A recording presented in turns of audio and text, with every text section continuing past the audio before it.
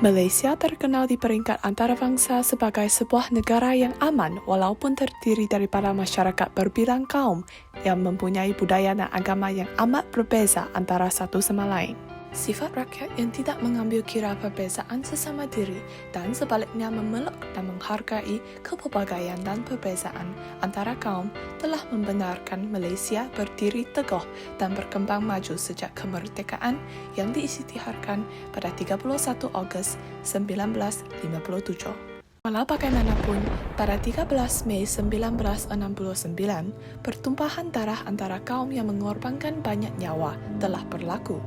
Peristiwa ini telah menjadi titik hitam dalam sejarah negara Malaysia yang tidak dapat dilupakan oleh semua rakyat Malaysia.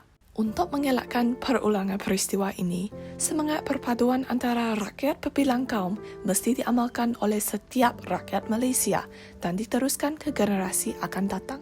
Dengan ini, cerita yang kumpulan kami ingin hasilkan ialah Uncle Ahsan. Marilah Shirin, marilah mengambil gambar bersama-sama. Okey. 1, 2, 3, cheese! Cerita ini bertemakan persahabatan antara kaum yang amat menyentuh hati. Walaupun individu-individu dalam persahabatan ini, Encik Ahsan yang nama sebenarnya ialah Lim Kim Sung dan Shirin mempunyai agama dan budaya yang berbeza, ini tidak menghindari mereka daripada menjalinkan persahabatan yang erat. Watak utama dalam kisah ini ialah Encik Ahsan yang berbangsa Cina dan Shirin Azihah yang berbangsa Melayu. Sejak Shirin berumur 10 tahun, dia dan Encik Ahsan berjiran. Ini menjadikan mereka semakin akrab terutamanya kerana mereka berdua sering terserempak pada waktu pagi apabila Shirin berjalan kaki ke sekolah. Selamat pagi, Uncle. Selamat pagi Shirin. Belajar bersungguh-sungguh ya Shirin. Uncle selalu mendoakan agar Shirin berjaya dalam pelajaran kamu. Terima kasih banyak, Uncle. Saya pun juga selalu mendoakan kesihatan Uncle Ahsan. Saya pergi dahulu ke sekolah ya, Uncle Ahsan. Kita jumpa nanti ya. Shirin sedar bahawa Encik Ahsan menghidapi penyakit elephantiasis yang menyebabkan fungsi dan pergerakan kakinya terhad. Aduh, sakitnya kaki. Kesiannya Uncle Ahsan. Dia tidak boleh bergerak seperti biasa kerana kakinya. Saya akan cuba sedaya upaya untuk menolong sekiranya Uncle memerlukan sebarang bantuan. Oleh sebab itu, Shirin selalu membantu Encik Ahsan menolak kerusi rodanya untuk melintasi jalan raya. Uncle ingin minta maaf kepada Shirin kerana Uncle telah banyak menyusahkan Shirin.